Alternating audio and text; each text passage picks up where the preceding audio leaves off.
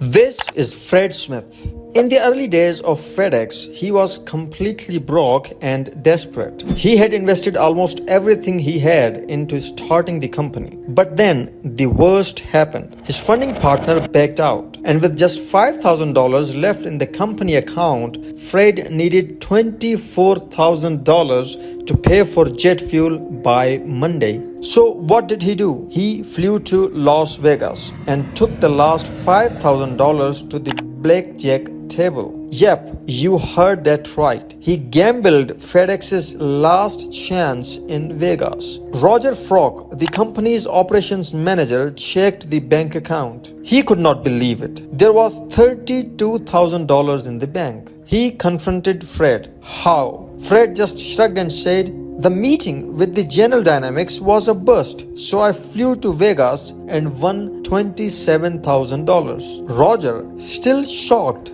asked, "Why would you risk it all?"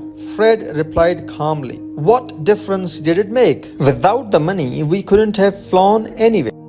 And that's how a wild Vegas gamble helped FedEx alive, just long enough to become the global giant we know today. Sometimes you have to take a risk when you have nothing to lose. If you enjoyed this story, tap the like button and don't forget to subscribe for more incredible stories from the world of books, business, and beyond.